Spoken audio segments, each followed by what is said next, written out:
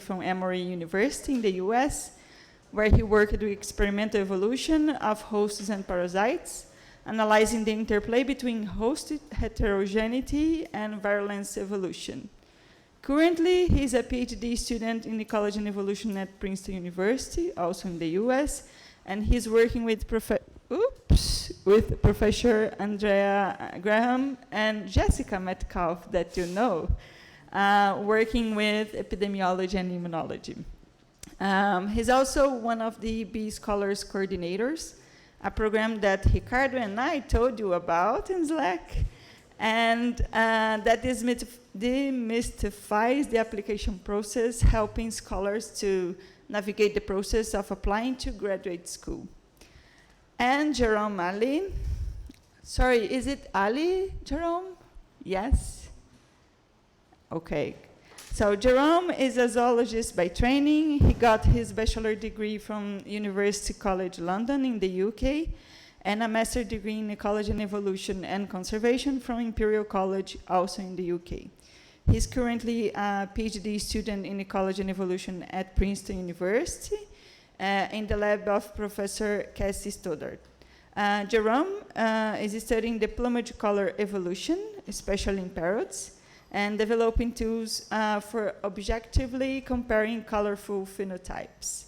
Jarome was a mentor in the Prospective PhD Preview, P3, a program similar to the EB Scholars from Princeton University, which prepares scholars for the graduate admission process, providing skills and professional development workshops where students can learn more about the graduate education at Princeton.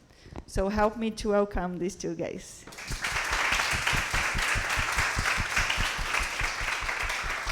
Hello, I hope you can hear me. Yeah, thank you, Flavia, for that great introduction.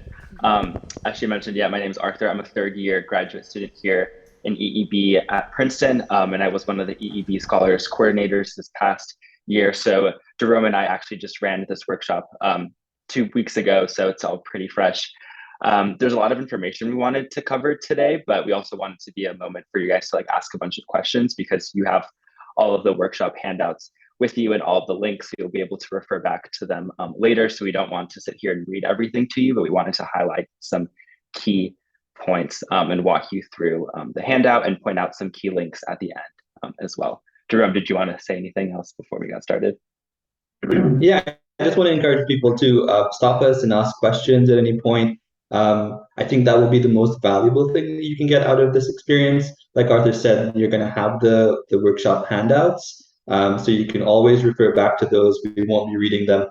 I'll also say that Arthur is very much leading this, and I will be a panelist for him to sort of bounce questions off of, and for you to ask questions too. So just glad to be here and looking forward to it. Cool. So I'm going to share my screen just so we can all go along the document together, so I can point out a few things. Can you all see the document on my screen? Yes. Yes. Okay, perfect. Yeah, so just before we get started, I don't know why. Suddenly. Testing 1, 2. Now you're okay, yeah. Okay, cool.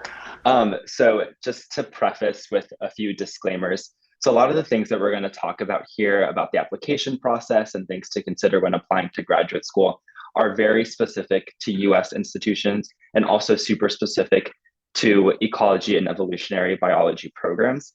I tried to include a bunch of resources at the end that talk a little bit about some other programs that you might be interested in, some non-EEB program. But one of the big takeaways for today is that I want you all to understand that the process is very different if you're applying to a different program. If you're applying to a master's program at a public health school versus you're applying to an EEB program or a molecular biology program.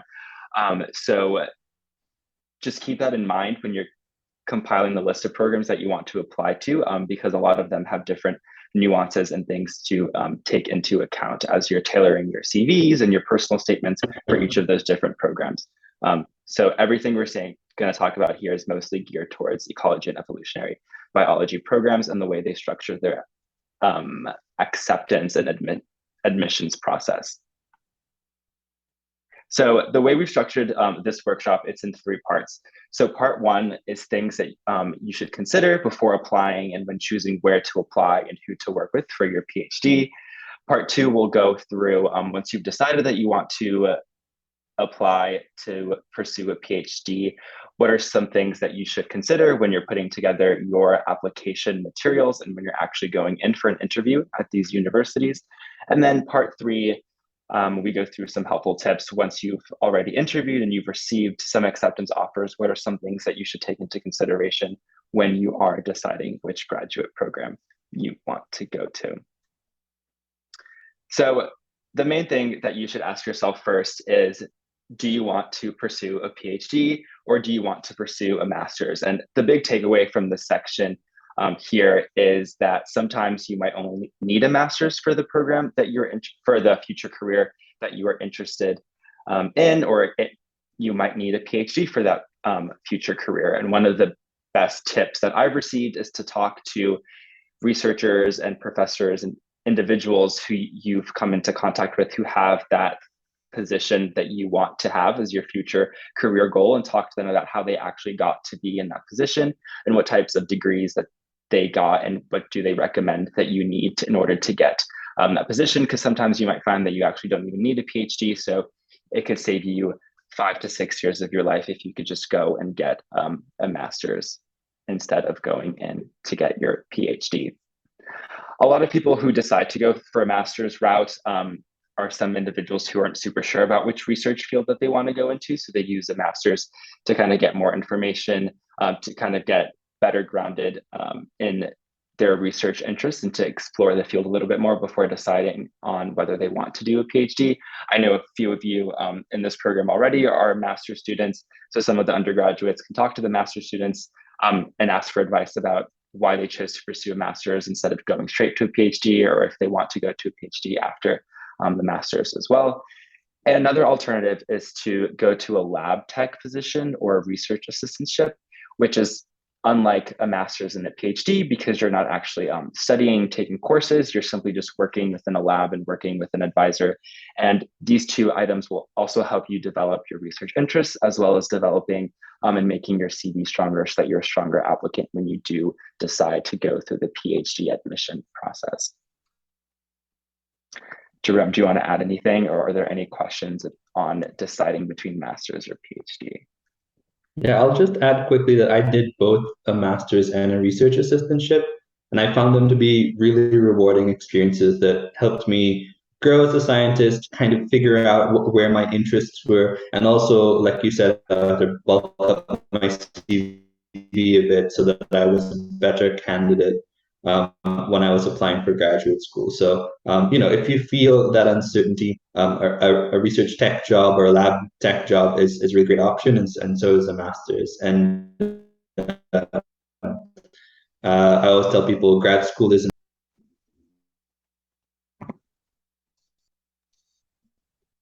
Yeah, exactly. Are there any questions in the room?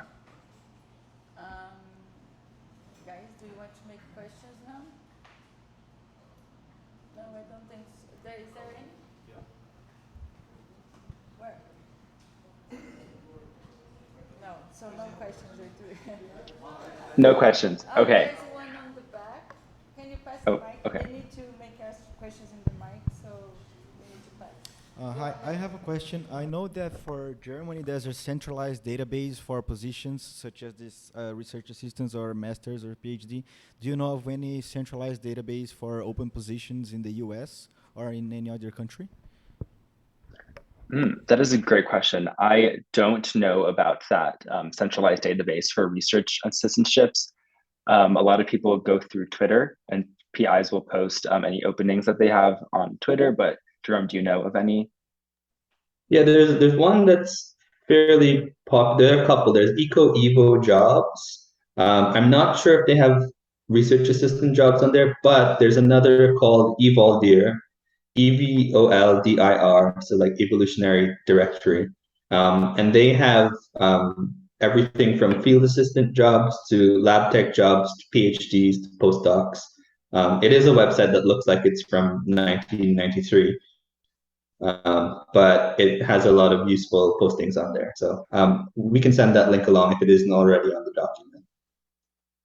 Yeah, that'd be great. I don't think it's on there. Yeah, the link will be great. Thanks. Cool. I think there was only one question, so I'll move on. So now that you've decided that you do in fact want to pursue a PhD, the next step in the process is trying to identify which universities, specifically which programs that would be the best fit for you. And in this section, we outline a different range of scenarios, from being someone who just knows that they want to go to grad school, but is just very interested in everything, versus somebody else who is super specific and knows what they want to do. And some things you should consider depending on where you lie on that spectrum. But a good way that I personally went about identifying labs and programs of interest was talking to my current undergrad advisor about the types of research that I wanted to do. And then they went and pointed me towards a few institutions and a few programs. And then I spent some time going through each of their websites, going through the faculty members on their website and reading a little bit about their current research that they did before compiling a list of universities and programs to reach out to.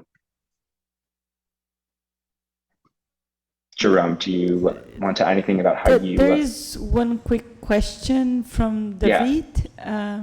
David, you can make your question. Hi. I want to ask you about this. In one of the points, say that you don't have to decide with your work career right now, and you just have to focus on your research topic of interest, right? But when you're applying to these programs, for example, I don't know, I like epidemiology and I want to work with public health, but maybe the researchers are from other department of immunology, and maybe the topics are not so related that I hope or I saw.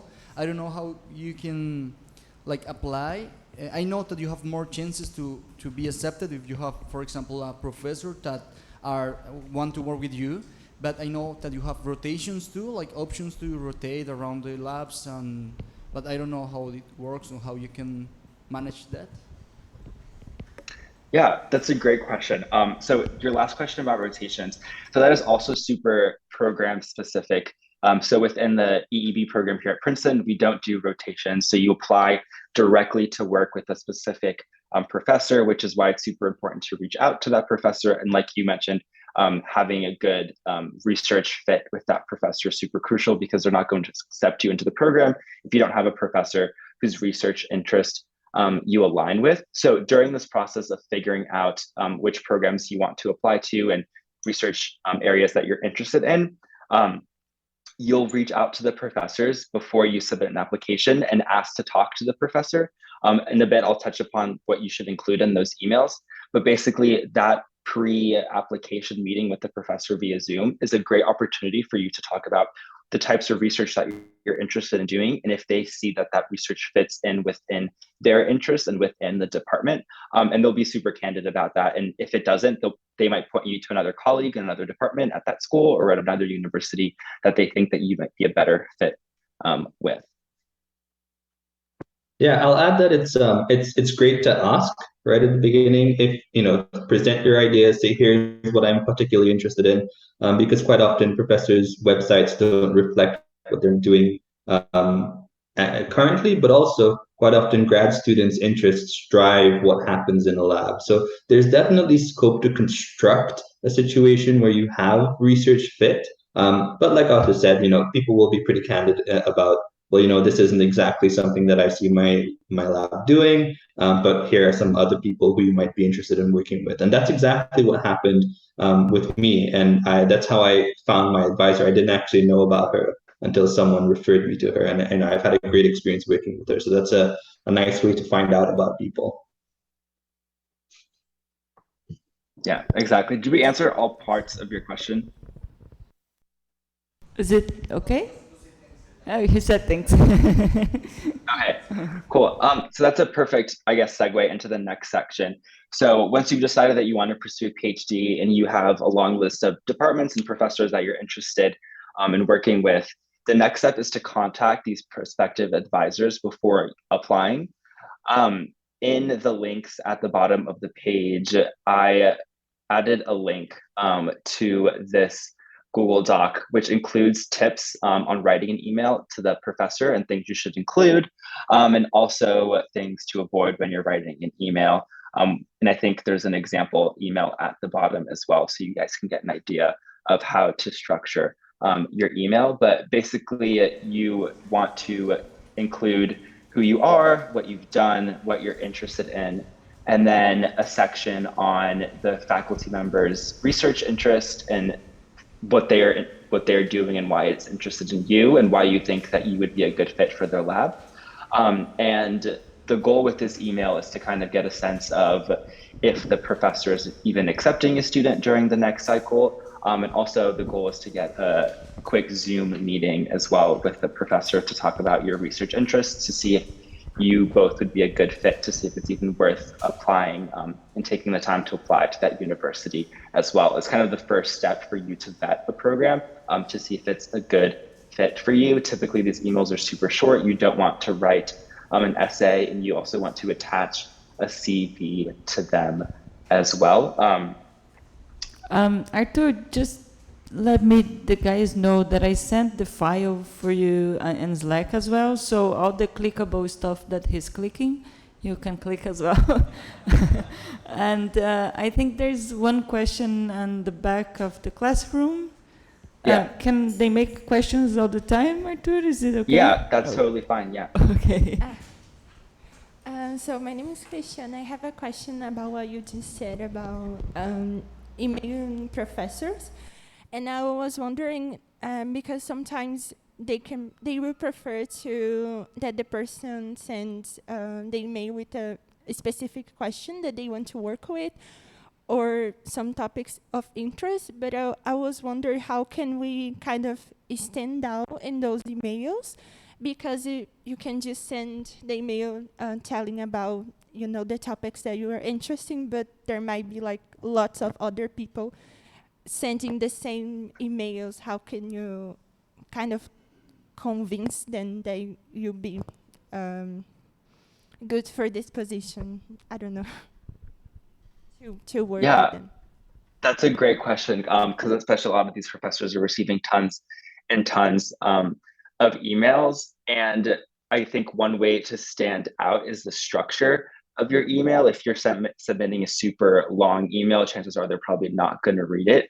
So you want to be short and to the point, but including enough information where they will read it and be like, wow, this person has a lot of experience and they're clearly interested in what I am doing. It says here that you might want to mention a paper of theirs that you read that you're super interested in, or a specific project, and then the reason why you're interested in the lab. And this section, I think, is where they can usually find people who stand out, because you can really tell when someone has just quickly glanced at their website and formulated a very basic sentence versus someone who's actually spent some time thinking about how the questions that I'm interested in align with the questions of the professor that I'm emailing with. But other than that, and I think following up within a few weeks if they haven't replied to your email. I don't know if, Jarome, if you have any other suggestions on how to stand out.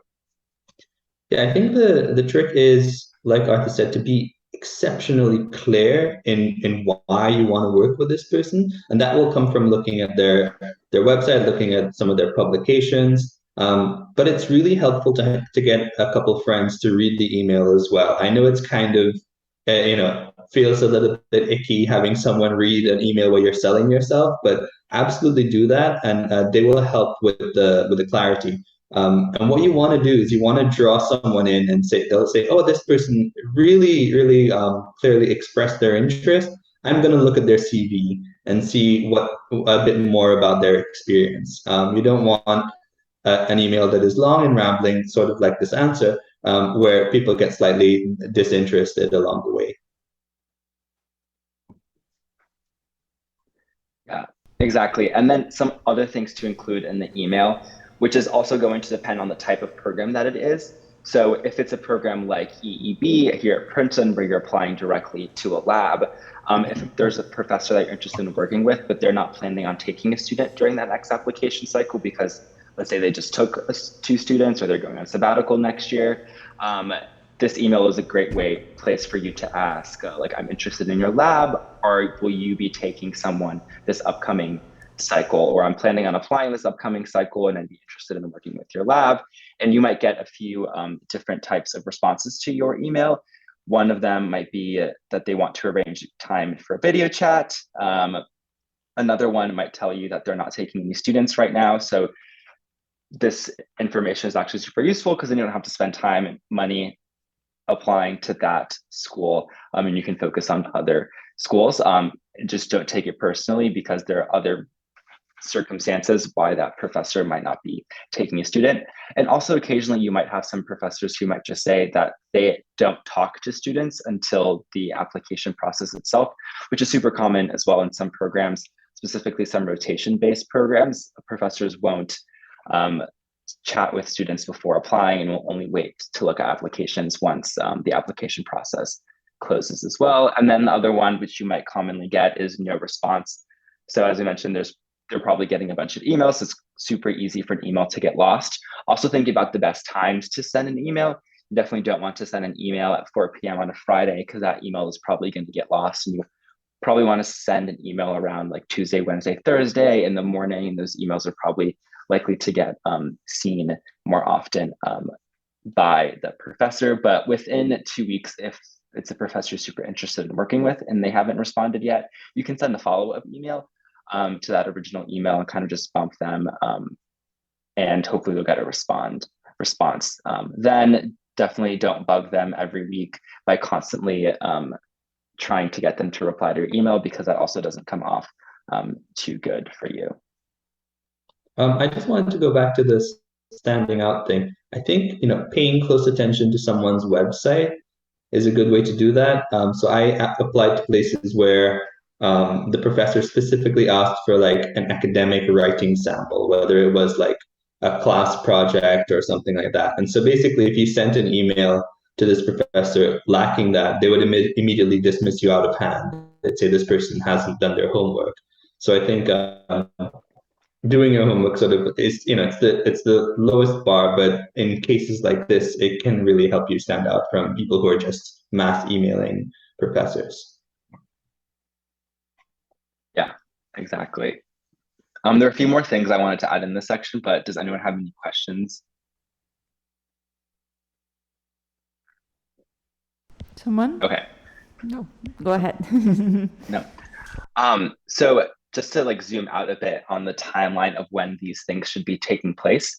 So for example, if you are currently planning on applying to graduate school this application cycle, a lot of the program applications, I believe, close early December. So now would be the time, if not a little bit earlier, that you would want to start reaching out to prospective advisors to find a time to chat. A lot of professors have super busy schedules. So even if you might get an email back, they might not have time to talk for another month. So definitely try to start this process as early as you can, but you also don't want to start it too early. So I think around like maybe September, early October would be a good time to start emailing professors to chat with them. If you do get an email response from a professor who wants to chat, that is great. Typically, these are all conversations that happen over Zoom, or maybe if there's an upcoming conference, you could connect with the professor, the advisor there. We've listed a few things that you should take into consideration when you are having these conversations, these informal Zoom chats. Typically, they're about 30 minutes. And it's a great way for you to ask questions about your advisor's advising style and how they like to run their lab. It's a great place for you to get a sense of if it would be a good fit for you to go to that school and also going to that program. Because if you see that the advisor isn't someone you'd be interested in working with after talking with them and you got some bad vibes, then you don't have to spend time and money applying to that particular school and program as well.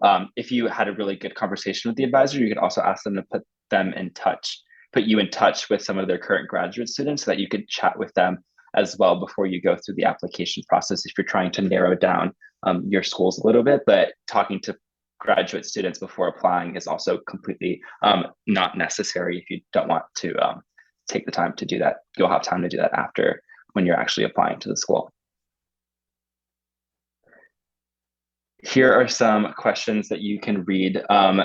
And it's very important to have a list of questions prepared, research questions, and also general questions as well for this meeting, so that you can get as best of a sense as if it's going to be a good fit for you or not, to save time later on.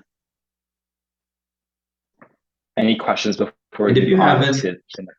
Oh. if you haven't done like all your reading on a professor before this point, that you really need to before you talk to them, because they might sort of casually mention, you know, we're working on this project with X, Y, and Z. Where do you think you could fit into that?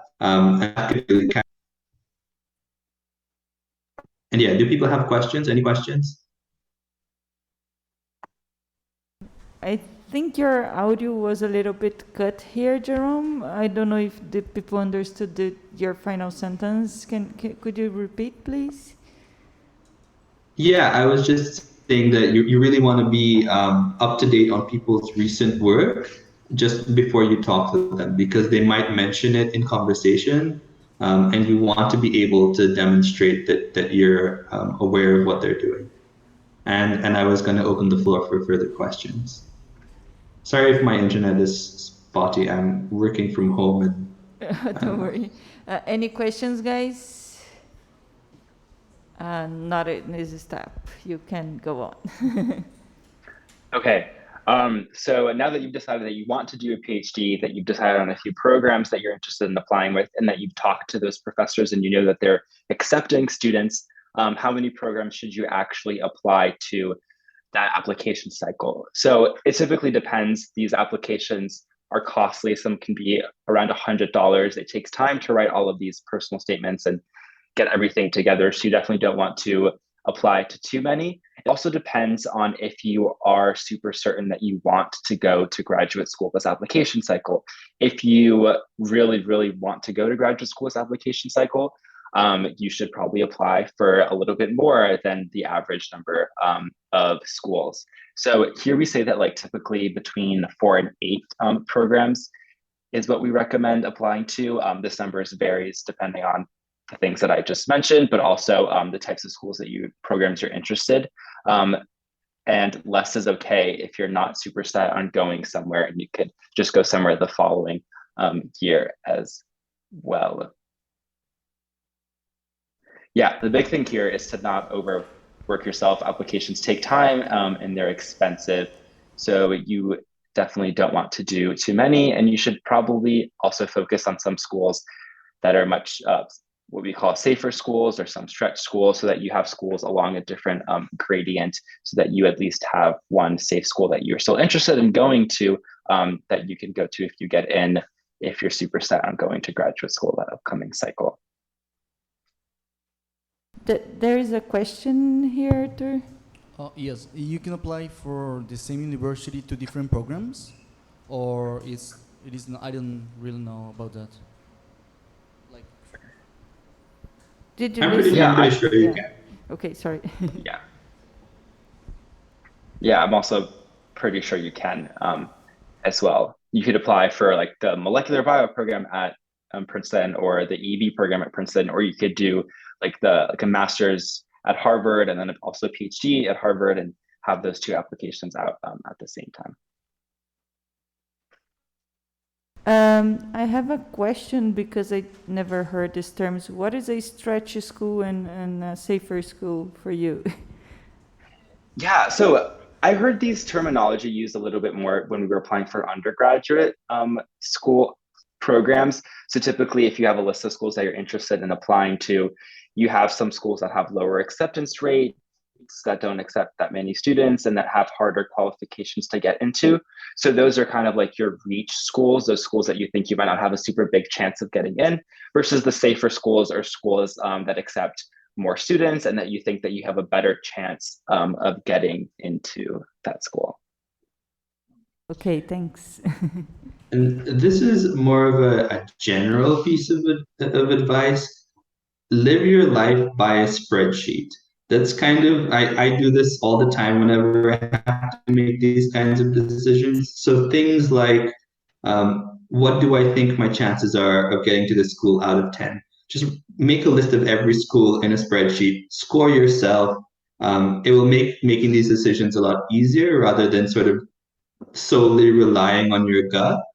I think it's important to do this in a systematic way. Score each of the criteria for a school. How good do you think the fit is? We'll talk about other criteria, but sort of be really methodical about this because every time we give this workshop, I say this. This is 5+ years of your life. It is a huge deal. It's going to be 5 of the best years of your life, the prime of your life. So don't make these decisions lightly.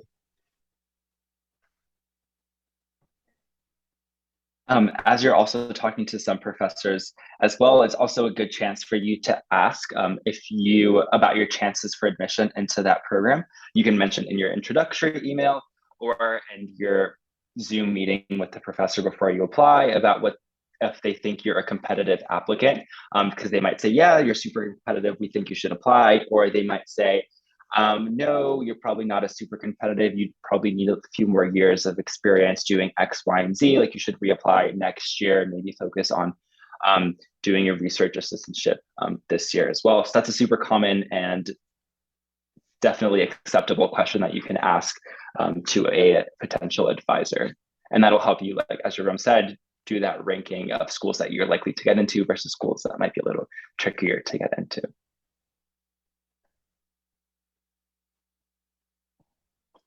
Okay, so the next section we're going into is things that you should consider when you're actually putting together your application after you've decided which programs that you want to apply to. But are there any questions in part 1 of the workshop?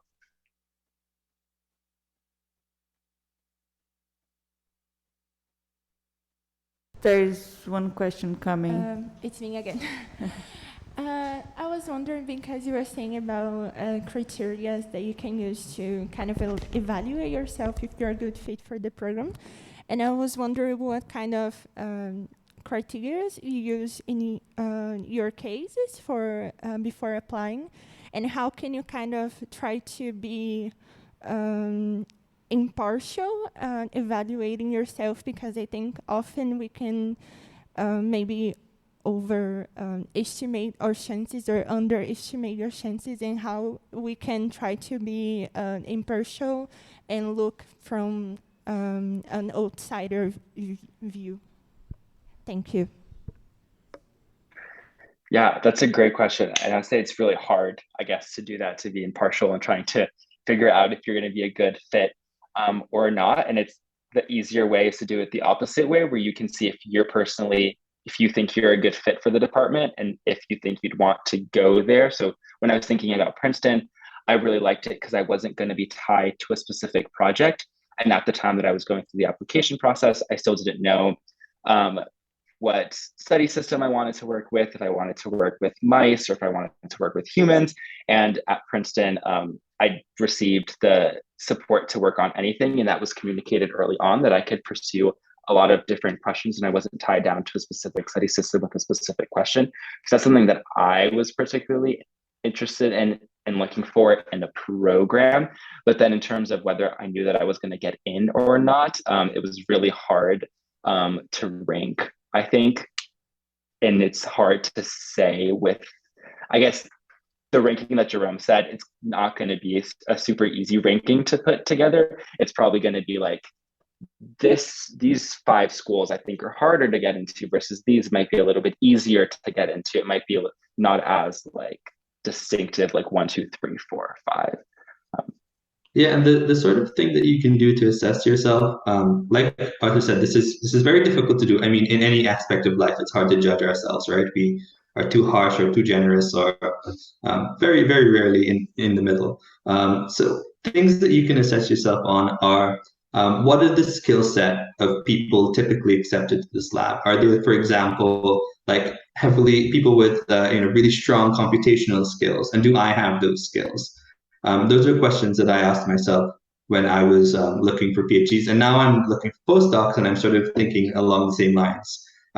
Is this lab really involved in field studies, and do I have those skills? That can help you get a sense of whether you'd be a good candidate. And you can look at people's CVs basically and try to estimate, like, am I a match? That's one sort of field in terms of just basic skills.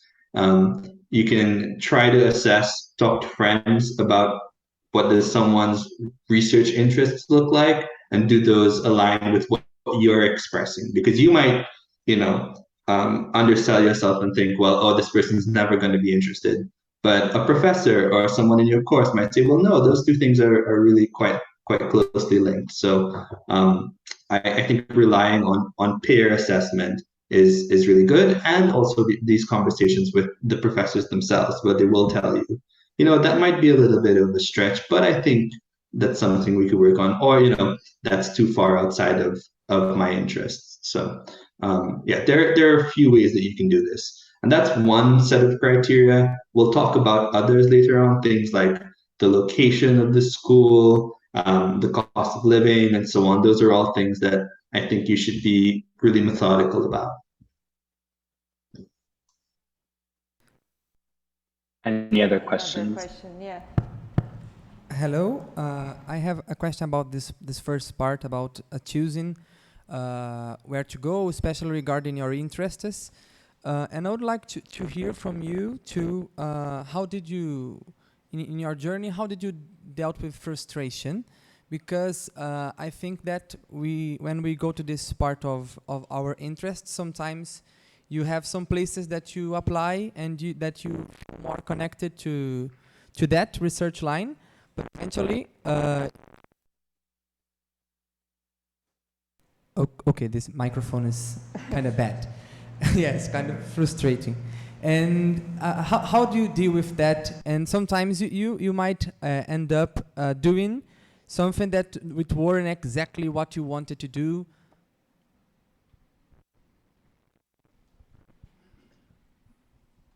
Jerome, I think dealing with the frustration at the sort of reaching out to professor stage or at the application stage, it's really important to appreciate a few things. One of them is that professors are really overloaded in terms of their workload, and so if you don't hear back from people, you shouldn't take it personally.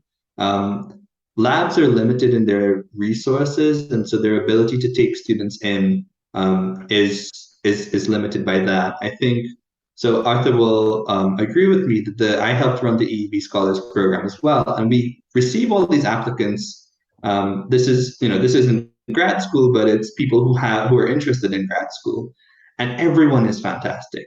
And it's really, really, really a hard decision. And at the end of the day, you're kicking yourself because you wish you could accept everyone. And I feel this must be a challenge for professors as well. So to some extent, it is a little bit of a crapshoot, and there is some luck involved. And I think in many things in the academic world, there's a lot of luck involved. And it's important to remember that you are totally competent, you're totally up to the task.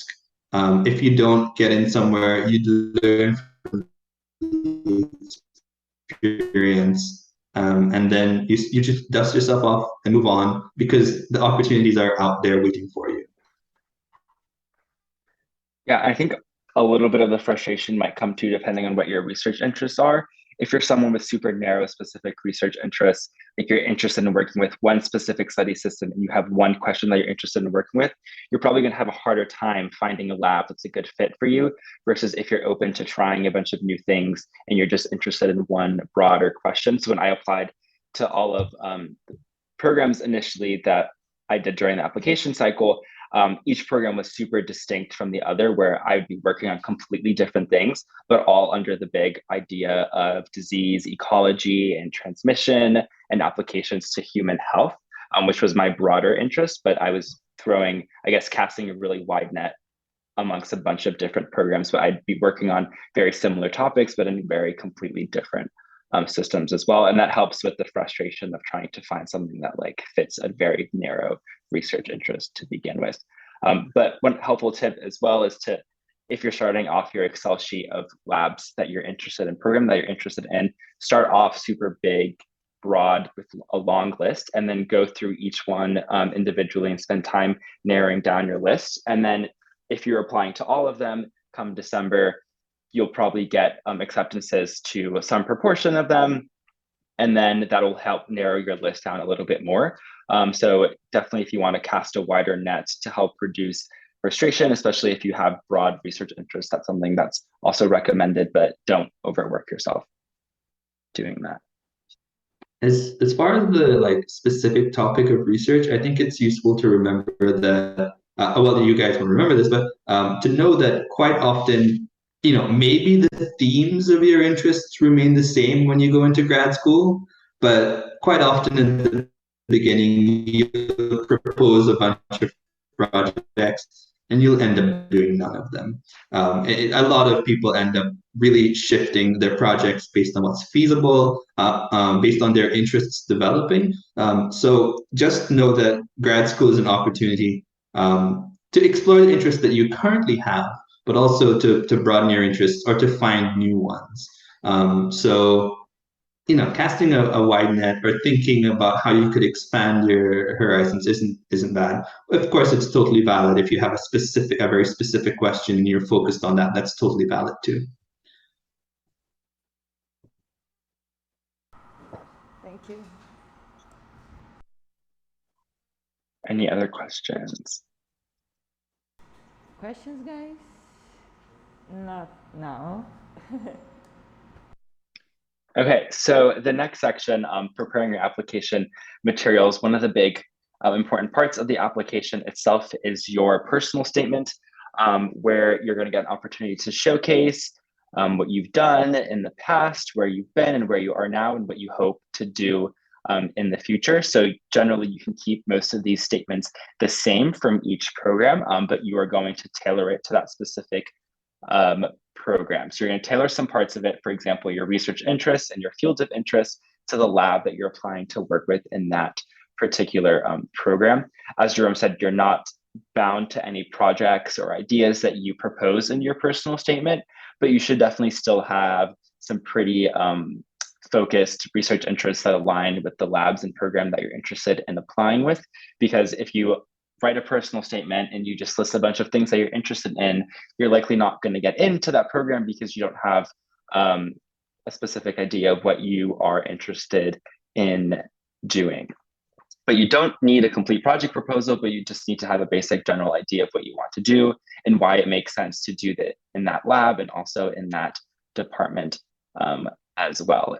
The personal statement is also a good place to talk about some of the items on your CV, especially the bigger items like any research projects that you've done, what you learned from the project. Basically, you don't want to just reword the same stuff that's already on your CV. You want to take it one step further and talk about what are the novel things you did and what did you take out of that and how has that shaped your interest. The big thing about your personal statement is that you want to sell yourself. Why should they want you in their department? Talk about all of the great things you can bring to the department. And the last thing is that you also want to make it super clear that you've already talked to the advisor that you're interested in. Definitely mention the advisor's name as well within your personal statement. And you can flat out say that, like, you think after talking with that advisor that you think that you would be a good fit for their lab and also for their for the overall department as well. One of the resources that we linked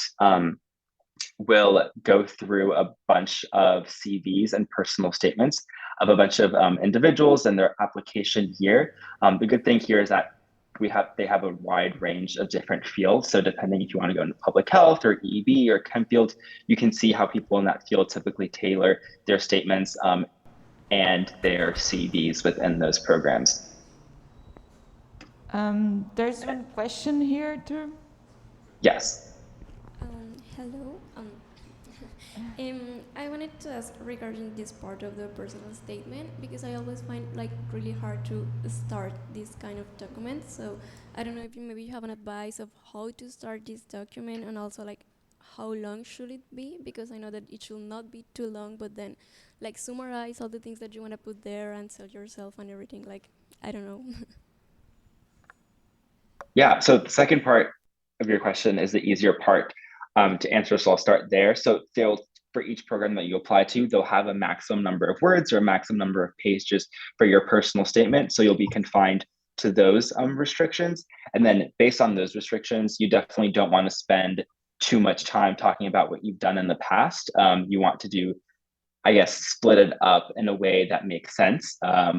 But in terms of how to start it off, I don't think there is a right versus a wrong way to start off the personal statement. Typically, a lot of the ones that I have seen are in like an order that makes sense, where you're talking about like where you came from, why you're interested in science, what your research background is, and how that has shaped your current research interests and what you plan to do in the future, and why this program and this professor would be a good research fit for you. So it kind of like makes sense chronologically, but that's also not the only way to structure as well. And I think you'll see that if you go through the personal statements on that website.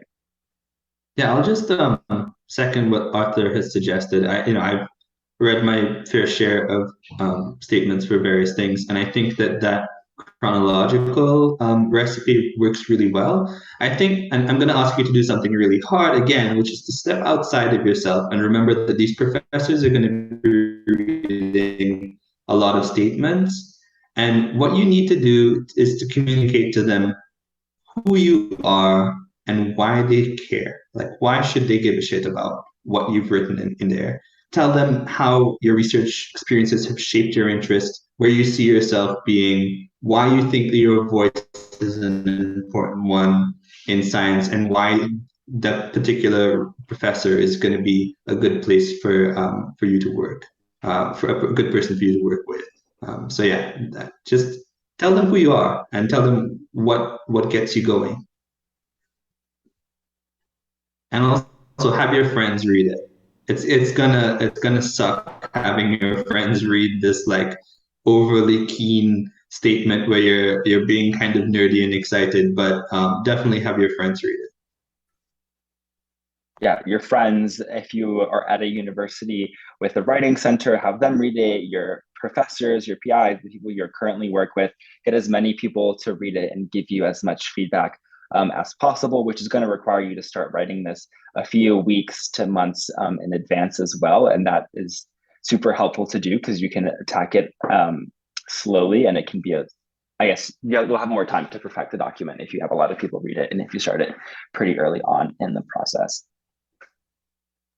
And if it feels a little bit artificial, that's because it is, right? You're trying to encapsulate your whole being as a person in research in science into 2 pages, which is a hard thing to do. So don't worry about those first few sentences where you write something like, oh, as a child I saw butterflies outside, and it really whatever. Just write it and then redraft and redraft and redraft as you do with all writing.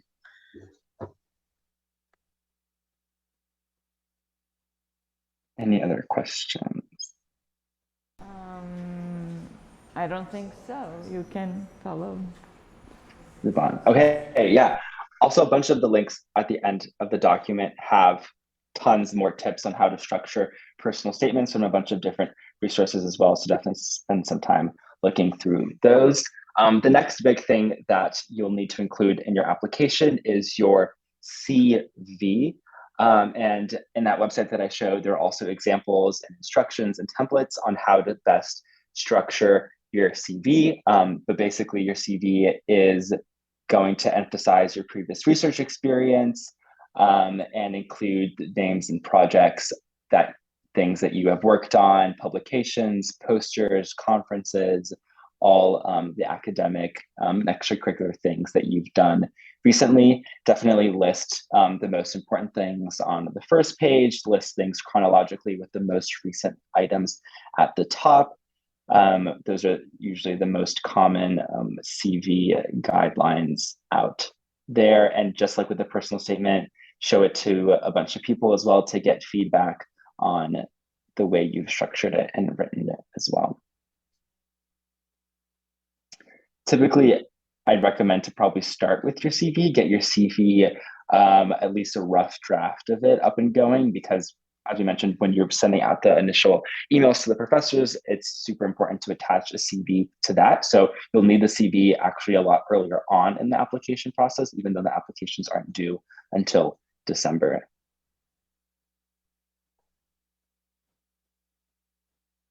Any CV related questions? Is there any question?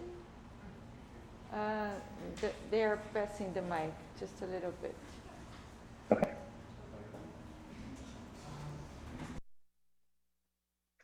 Hi. I see that you mentioned here that in the first email, the CV should already be sent. That it sounds rather odd. I don't know, but is that the standard that you in the first contact you already send your CV along with a? So, just that. Yeah, I don't know how mandatory it is. It's definitely, I think, not weird and somewhat expected, I think, within the field. It's also a great way to stand out. I doubt the professor is going to sit there and read through your entire CV line by line. They'll probably just skim it. If you are if you're actually attaching a CV, it might make the professor more likely to speak with you, because they might go and see all the things that you've already done and see that you're a very strong candidate for the program, and therefore prioritize a response to your email and a time to chat with you a little bit more than another student who doesn't put their CV in the email, but definitely not 100% necessary, but definitely recommended. And it's definitely not going to hurt you in any way to attach a good CV. Okay. Worst case scenario, they don't read it. Okay. So both adding the CV to that email and also explaining briefly in the paragraph what you've done and the like, because. Yeah, exactly. So in the paragraph, it'd probably be like 1 to 2 sentences like, hey, my name is Arthur. I'm a current undergrad here at Emory University studying host pathogen interactions, working with C. elegans and Serratia marcescens, doing experimental evolution with Levi Moran. So 2 super basic sentences, super simple, but all my actual projects within those study systems during my undergrad and my senior thesis, all that information isn't mentioned in the body of the email. It's all in the CV that they can see if they're interested in.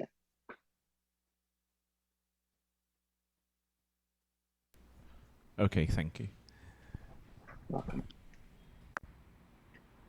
Any other questions?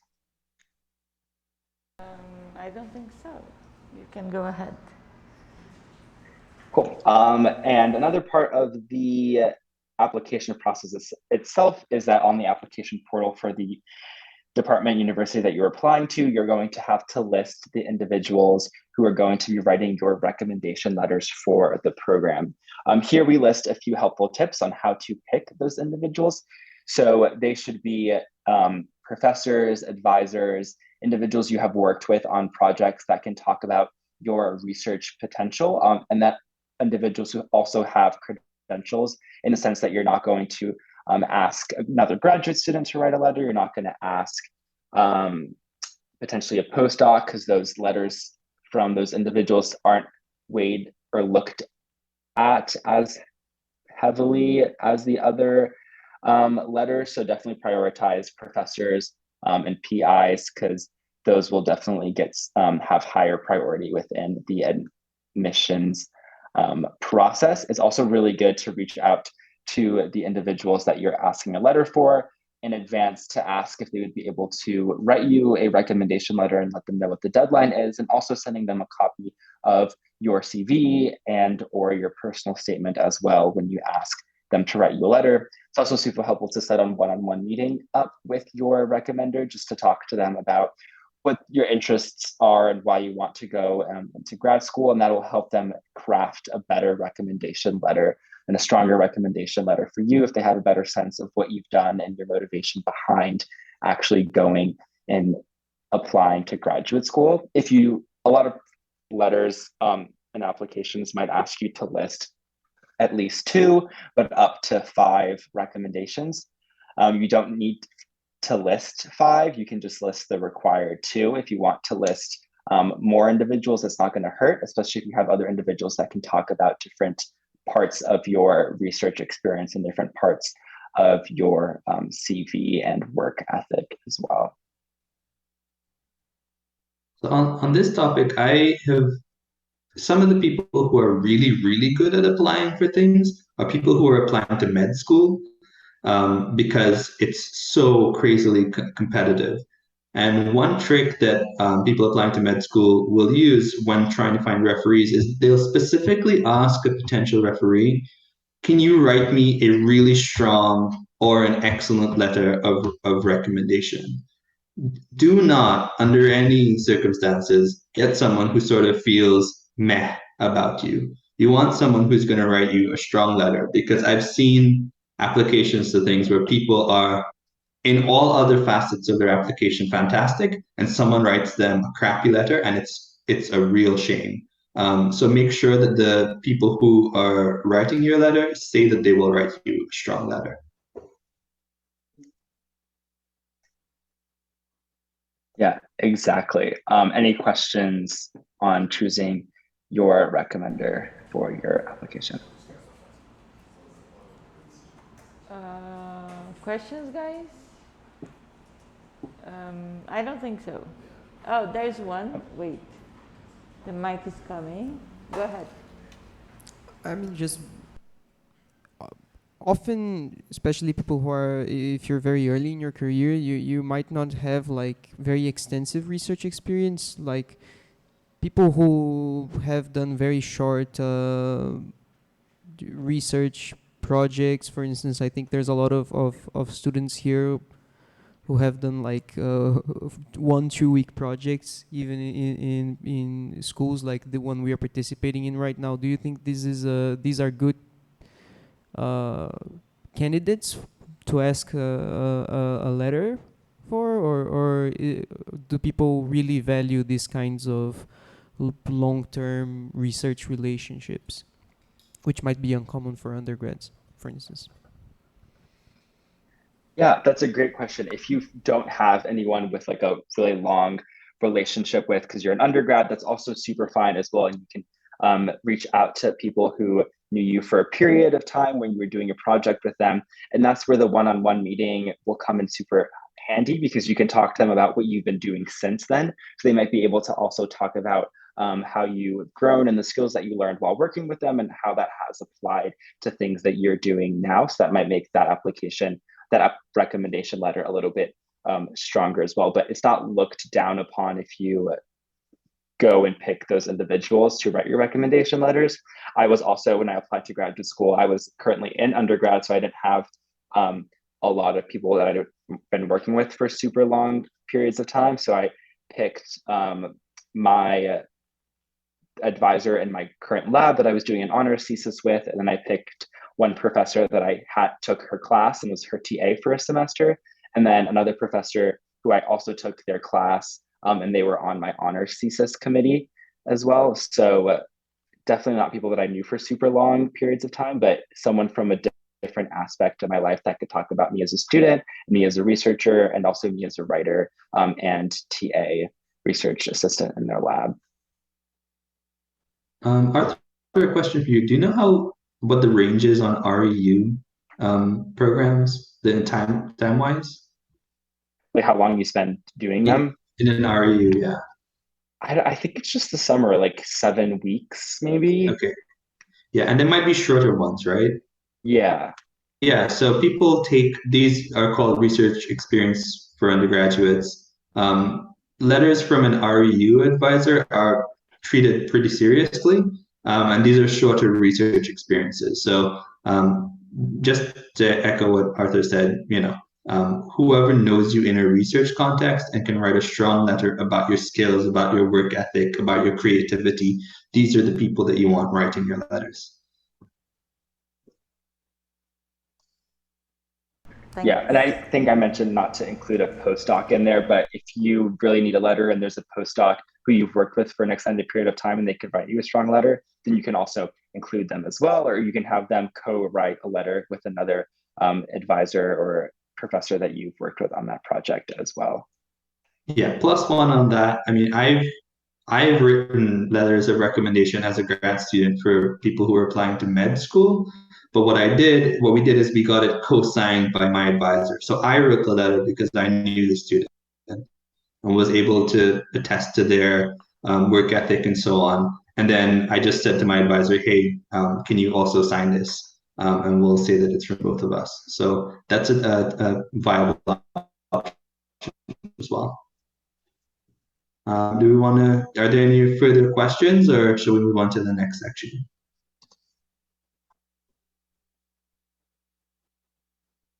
I see a hand raised. Question, yes. Mike, guys.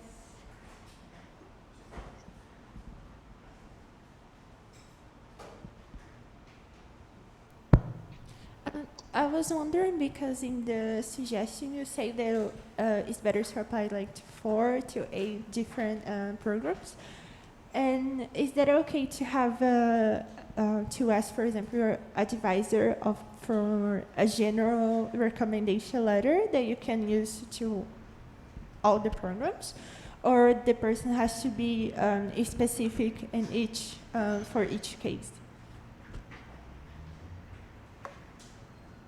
That's a great question. So typically how it works with the application portals is you'll have to link the people you want to do your recommendation for each application separately. So they'll get like a link in their email, they'll get an email from each of the universities that you're applying with for them to submit their application letter. Pretty sure they don't have to be tailored to that university. It can just be a general application letter of what you're interested in. If you are applying to very different programs, like you're applying to one for a med school program, you're applying another to an EB, epidemiology, public health program, those might be a little bit differently because they might be talking about your research interests in a different light on whether they'd recommend you to go to med school or the other school. So I think it definitely depends on the range of different programs that you're applying to. But if you're sticking within the EEB field and you're just applying to a bunch of EEB departments, then those letters don't have to be tailored any differently.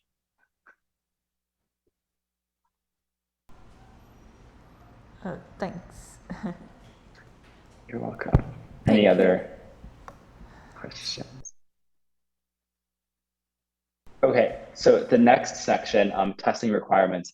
So as you're going through and compiling a list of programs that you want to apply to, it's super important to look at the items, the requirements for the applications, because some programs might require the graduate record examination or the GRE, or the test of English as a foreign language for the application process. And a lot of these tests are only given on specific days, and it takes a few weeks for scores to come back. So there's usually a deadline of the last test you could possibly take to be considered to be counted during that admission cycle.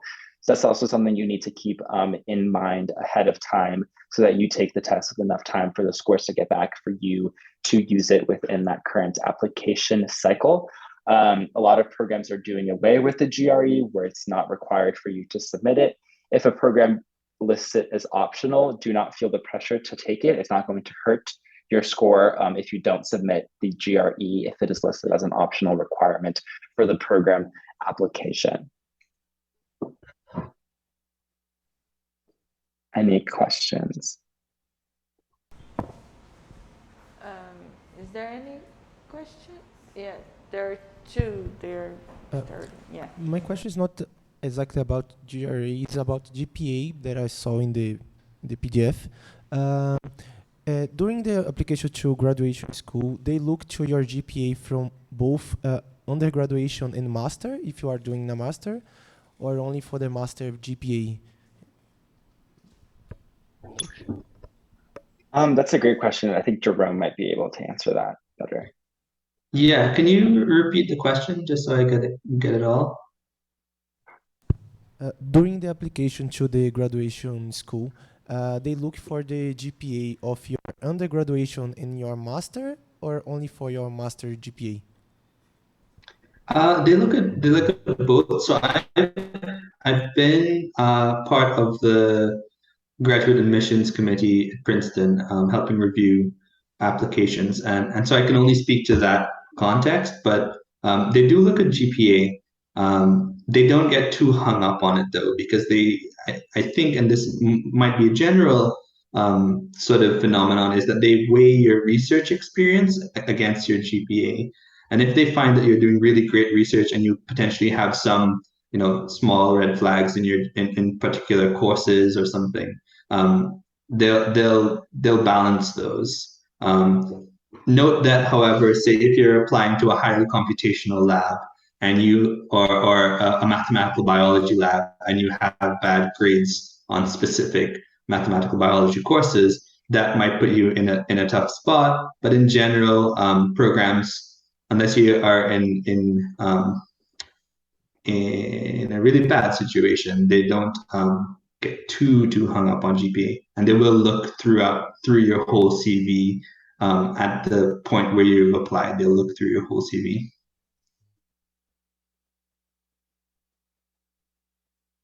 Okay, thank you. Okay, great. Wait,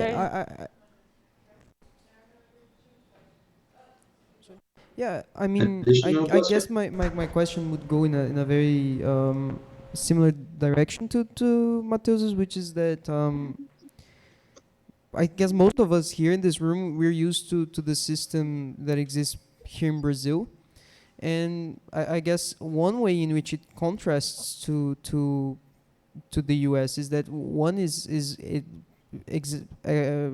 applications in Brazil are very highly exam based very often, and they are, I guess, very specific in the sense that, for instance, if you did your undergrad in history and you want to apply to a physics program, it can be terrible because there might not even be a way for you to apply because of the way the bureaucracy works.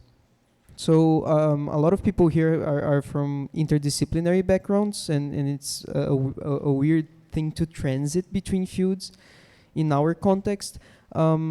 In the US, do you think, how are things structured there? Like, suppose I'm a physics undergrad and I want to apply to a biology program.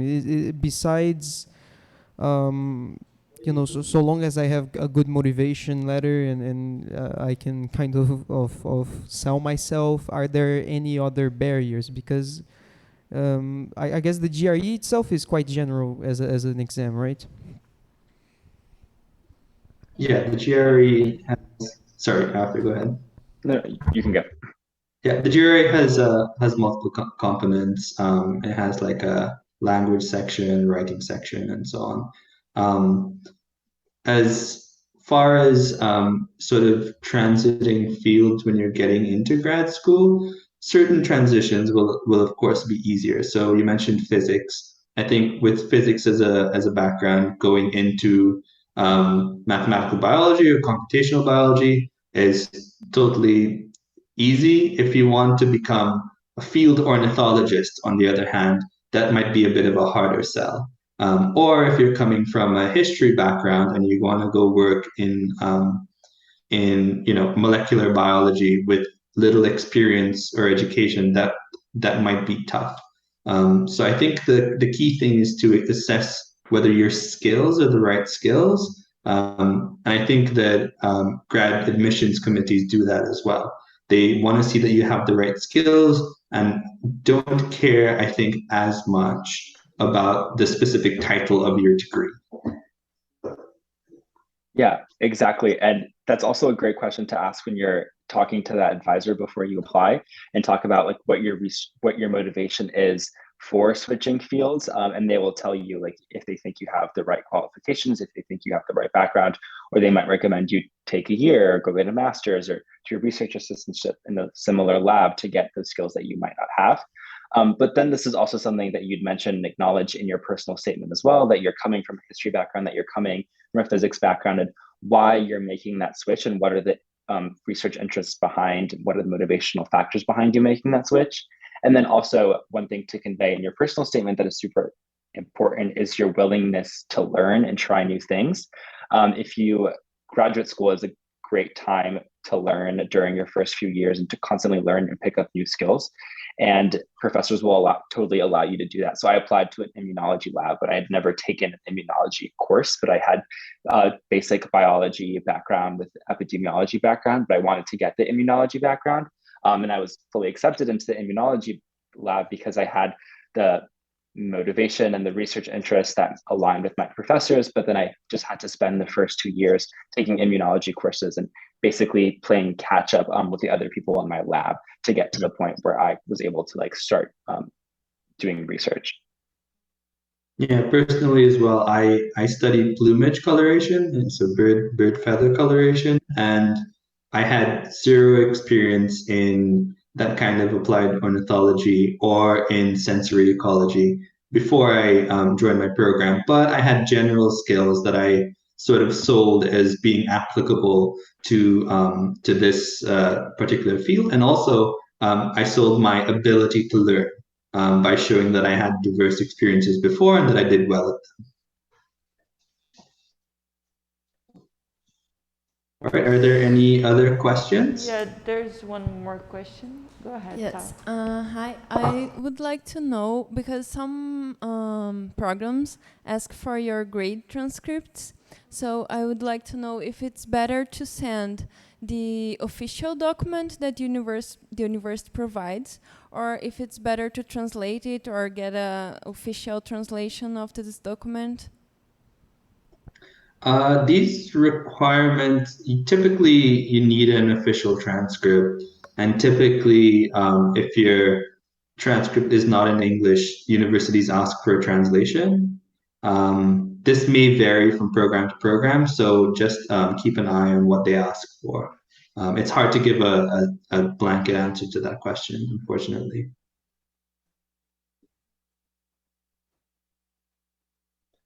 I think Any other questions? Any other question, guys? I think you can go ahead. Okay, cool. So the last topic in this section is interviewing.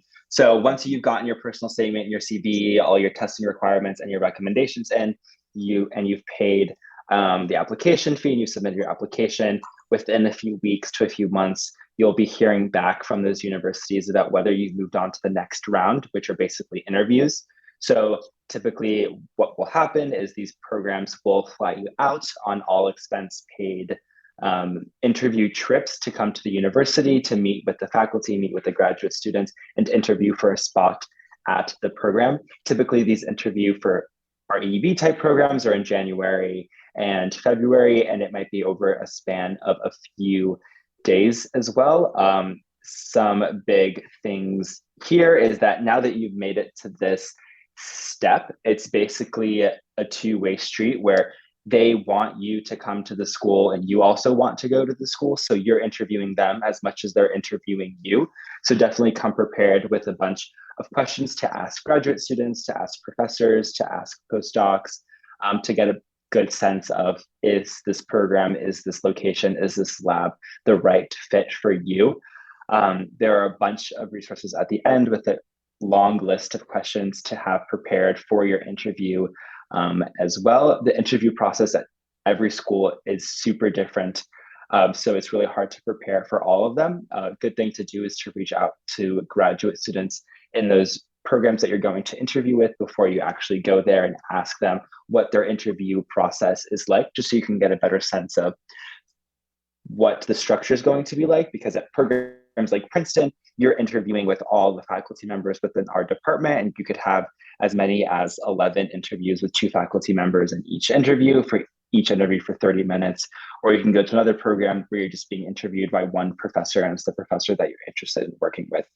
So there's a super big spectrum of interview structures. So definitely get a sense of that school's interview structure before you go, because that'll definitely help you prepare a little bit better for that school. Also reach out to current postdocs, grad students that you work with in your university or in any other programs, and have them run mock interviews with you, and develop very strong, clear ways to express what your research interests are and the things that you have done in the past. So typically research interviews interviews will start off with you telling them a little bit about yourself, what we call like an elevator pitch, which is no more than 5 minutes and is super short and sweet, just to kind of give a quick recap of your CV. What are the big things that you've done? Why are you here? Why are you interested in being in this department and working with the professor in the department? And what are some research questions that you're interested in?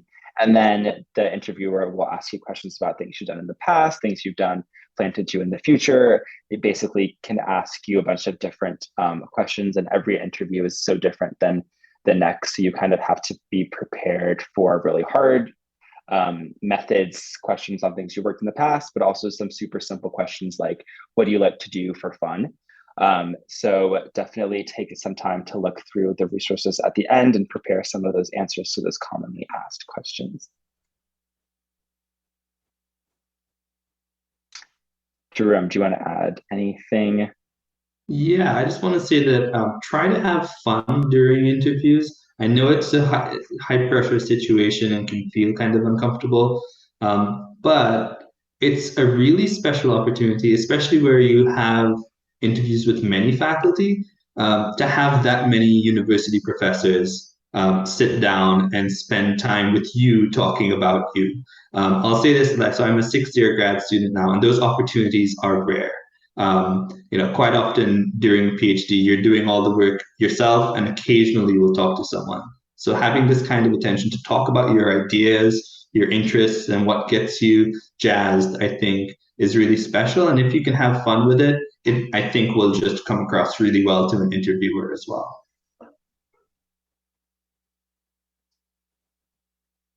Exactly. Some other things that I want to add here is interview weeks for different universities, especially if you got multiple interviews, might be during the same weekends. So it's completely fine for you to reach out to a school that has offered you an interview spot during a week that you've already accepted an interview, and just let them know that you've already accepted an interview somewhere else that week, but that you're super interested in still interviewing at that school. And typically they'll have a makeup week that they can invite you to either before or after that week, so that you can make up your interview as well. Also, you don't have to accept all the interviews. If, let's say, you apply to 20 graduate schools and you got 20 interviews, definitely spend some time to narrow it down, because it's super exhausting and probably almost impossible to try to fit in 20 interviews at graduate schools over the course of those 2 months as well. During the actual interview week, or of course a few days at the university, there will be a bunch of social events with a lot of food and sometimes alcohol. Have fun at those events, partake as much as you like, know your limits. You don't want to go overboard at the interview week and leave a bad impression with the graduate students and with the other people in the department because you had a little bit too much fun at the social events. And also don't feel the need to participate in all the social events, because you will be tired from traveling and from interviewing, and you want to present your best self during those interviews. So definitely know your limits. Also, it's super important to relax. As Jarome said, be yourself, have fun in those interviews, let the conversation flow naturally, ask the professors to ask your questions, and they usually guide the conversation, so you don't have to worry about guiding the conversation. It's also super highly recommended to have questions prepared for each of the professors that you are interviewing with. These don't have to be specific questions about their research interests, and you don't have to read everything about a professor that you're interviewing with, especially if that professor is not someone you're interested in working with. These can be general questions about like what the vibe of the department is like, what do they look for in a graduate student, what's one thing they wish they could change about the department. The resources below also have a bunch of list a bunch of questions that you can ask to advisors within the department as well. Also super important to not be intimidated by the qualifications of the other people interviewing. So there might be some people coming straight from undergrad, some people coming straight from master's students. Everyone is being evaluated according to their past experience differently. So don't feel like you don't have a good chance of getting in because everybody else interviewing for that position has years and years of experience before they have applied to that program. During the interview process, it's also a good time to talk to the graduate students there, specifically the graduate students in the lab you're interested in working with, to get a sense of their advisor. It's super good to talk to them without the advisor being present, because you'll get more of a candid response about what their experience is with their advisor. And that'll give you a better sense of if everything that you've heard has been true so far, and if you really think that you'll be a good fit for that department and lab based on their answers to the questions that you've been asking. Also take some time to talk to the other graduate students in the department, other than the graduate students in the lab, and ask about what their life is like outside of research. What's the stipend like? Is it a good community to live in? Can you live in that area with the amount of money that the university gives you? What do they do for fun? What the social scene is like? Anything that's important to you, if you're someone that likes hiking and that you would want to go to school with a lot of good nature hikes nearby, definitely ask those types of questions, because you don't want to be spending 5 to 6 years to 7 years in places that you wouldn't want to live in, and there aren't things for you to do, because that would not be good for your mental health. Jerome, do you have anything to add before we open the floor for questions? Yeah, I'll just repeat what you said for emphasis.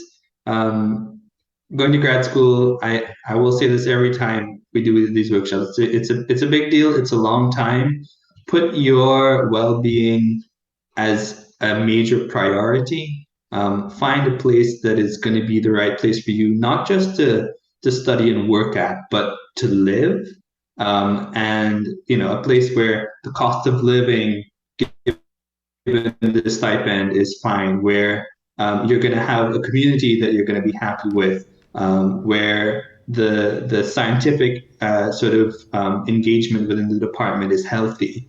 All these things are really, really crucial. We'll talk more about them, but I know we're nearing time, so I just wanted to make that point really quickly. It's a big deal, and treat your well-being as a major priority.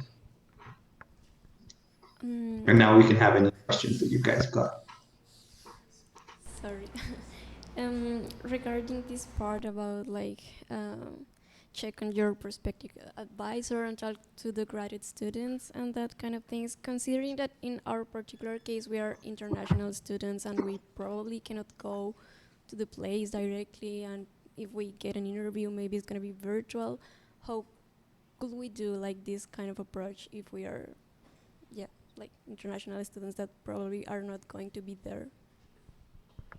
I'll say that if we're talking about before the application process, then sending an email and setting up a Zoom call with a grad student is fine. We, in general, are very happy for anyone to ask us about our experiences, and grad students are very honest about what it is like being in a lab or in a department. At the applications, at the interview stage, on the other hand, pretty much I would say the norm is that these universities will fly you out for an in-person interview, unless, of course, there's some global situation preventing that. So then you'll have the opportunity to meet people in person. I'm an international student as well, and was flown out for my interviews. So I think that's not uncommon at all. Arthur, do you have anything to add there? Yeah, super not uncommon to get flown out if you're international for the interview weeks. But then if you don't get flown out, go to the professor's website and also to the department's website and email a few of the graduate students, and they will be more than happy to chat with you during the interview week or before the interview week and before you have to make any decisions. Any other questions?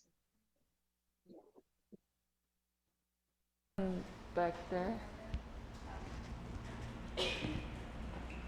Passing the mic.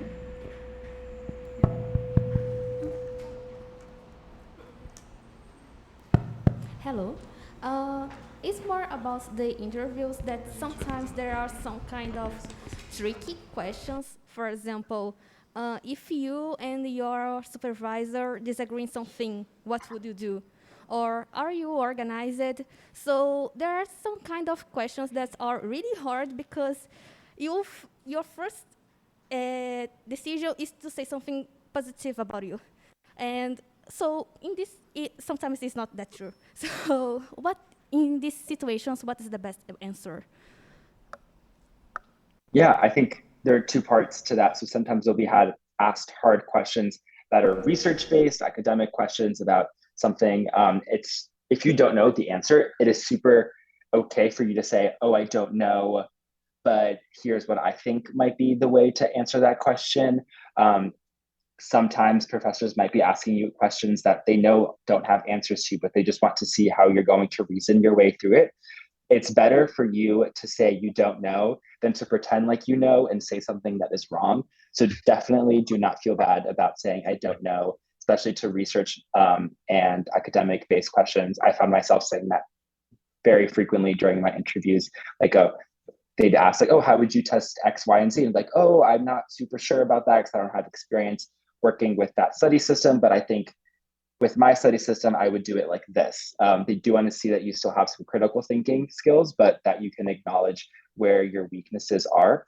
And going back to if they ask hard personal questions like that, it's super good to show off your strengths, but also to acknowledge any weaknesses that you might have as well and how you work towards getting those overcoming those weaknesses and shortfalls. Yeah, I agree with Arthur completely. Definitely in the instance where there is an academic question, a science question, and you don't know the answer, say, I'm not entirely sure, but here's what I think. And it's also nice sometimes to tack on at the end of that, what do you think? Because remember, this is a conversation, and I had that happen to me a few times, and the professors were very happy to say, well, look, here's my stance on this thing. It's not entirely settled, blah, blah, blah. As far as the personal questions, yeah, just be honest. And if you have something that's like slightly negative to say about yourself, don't overstate it.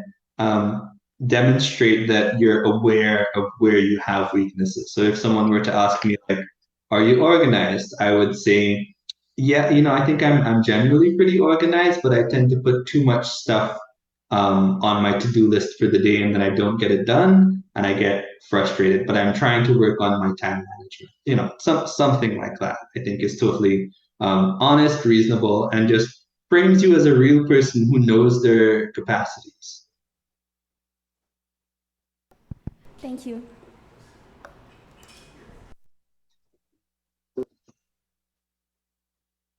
Any other questions? I don't think so. Is there? Okay, so we're at the end of time, but we got through what we wanted to get through basically for this section, which were the things that are more timely right now, since some of you might be going through the application process currently. The last section, or just a few things to keep in mind after you've received decisions to programs, basically the deadline to accept is super late. So even if you get acceptances in January or in February, you have a really long time to decide. And during that time, you can reach out to graduate students again and talk to the professor some more to help make your decision, because it's a super important decision. And here we just go through a bunch of things to consider about the advisor, the research area and project, the department itself, the resources for research, the structure of the program, the location, the reputation of the advisor, the stipends and benefits, and things that you should keep in mind if you're deciding between multiple programs and where to accept your decision, and then how to go about accepting and declining those offers. One thing that I don't think you mentioned yet, it's super important to follow up your interviews with thank you. So after you, let's say, go to Princeton to interview, send an email to the professor you interviewed with and other graduate students that you met, just thanking them for their time and thanking them for inviting you to come interview with them, and just let them know that you're still super interested and that you look forward to hear back from them soon. Those emails are super important, so don't forget to do those. And the big take-home point here is be selfish. Don't let others rush you into making a hasty decision. Don't worry about disappointing anyone or closing any doors. This is about your goals and your future, and you want to be in a place that's a good fit for you academically, but also a good fit for you personally as well. And as I mentioned, here are all of the helpful links with a bunch of other resources as well to help you through this process. Is there any other final question? No? Let me open my camera here to you to see me. I want to thank you guys so much for accepting my invitation and helping these students a lot. I think for many of them, I think there were questions that were like making to us that are like the people that they know here, and some of these questions we don't know. I didn't pass by this process. So I'm very glad that you prepared this material and it was so clear. I think there are many resources inside that they can still like click and check the things. And I would like to thank you again. And I think maybe if the guys have questions, can they write to you at some point? Absolutely, yeah. I was gonna say, reach out to us by email. You can find us on the EB website. We'll also just give you you have our email addresses, and you can give them to the students. People can message me on Twitter or whatever. That's fine too. Okay, thank you. Yeah, exactly. Same goes for me. Flavia, if you want to send around my email as well, they can reach out. And if you see that there are a lot of questions, we could probably do a Q&A. I think that week in December that you gave availability for, I'm pretty free that week. So we could do a Q&A there as well. Yeah, we might even wrangle some more grad students to give a broader range of opinions. Okay, that's great. Thank you so much, guys. Let me help you to thank them.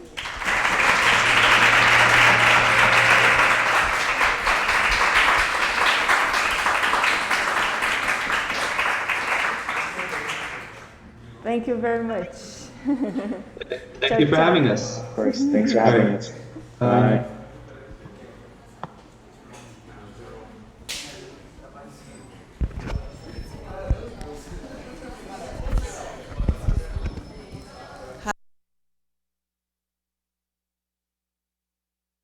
Hi. Arthur Menezes is Brazilian, but he moved to the US very young, so he speaks a little Portuguese, but I contacted him in Princeton, like we were like a group of Brazilians, and he speaks Portuguese, but he's shy of speaking Portuguese with us. And just to let you know, guys, I'm still looking for another person that is more like specialized, like in biology/med applications. And it's hard, but it seems we are going to have someone at some point. Yes? Perhaps someone for countries other than the US, perhaps Canada and Europe? Yeah, so Europe, Canada is very similar to the American system, and the European ones, that's different. So usually they have, for instance, a grant at some point of the year, and they open the position, they make it available. Usually for the US and Canadian universities, what they have is that, oh, this is the application time, and you apply to the university, and you contact the PI and everything like this, but there is like one time in the year where you apply. And in Europe, like many countries, you do like in any time of the year, depending on if the PI has a grant and something like this. So in Europe, it's more like you need to contact the PI, the person you're interested in, and not exactly the university. And that's why it's hard. But usually they also require the CV, this kind of email approaching, and sometimes a recommendation letter and a reference letter, and sometimes this kind of cover letter. It depends on the system. But contacting the PI, I think it's more important in Europe than in the US. It's also important in the US, but I think more in Europe than in the US. But looking for, guys, that's the hard part here.